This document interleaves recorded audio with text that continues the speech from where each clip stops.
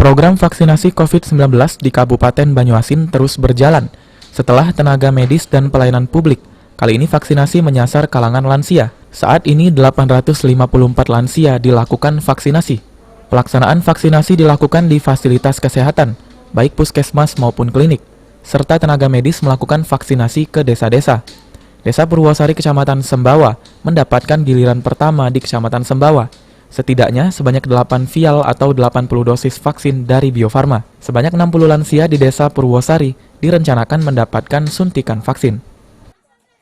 Kenapa kok yakin benar? Biar sehat, biar tidak ketularan COVID. Yo, Biar itu. alhamdulillah, biar hilang COVID-nya. Ibu dalam satu keluarga ibu sendirian yang baru divaksin? Iya. Baru sendirian ibu ya? Ya. Oh. Mbak sudah siap divaksin belum? Sudah siap. Nggak takut divaksin? Enggak. Nggak takut Pak ya? Memang kenapa Pak mau divaksin nih?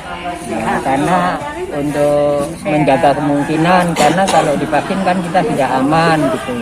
Virus Pak ya? Virus apa itu Pak? Ya, virus COVID-19.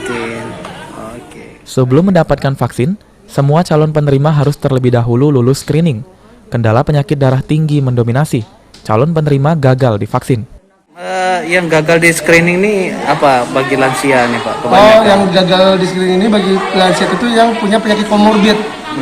Contohnya kalau dia punya penyakit paru yang tidak terkontrol, penyakit gula.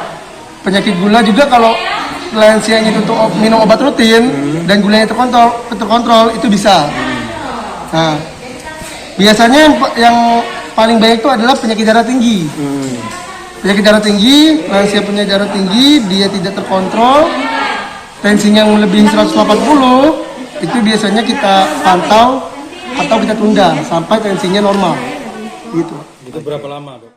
Desa Purwosari sendiri terdapat 2.500 penduduk, di mana 17 diantaranya sudah divaksin yang merupakan perangkat desa dan anggota BPD. Sulaiman, Val TV.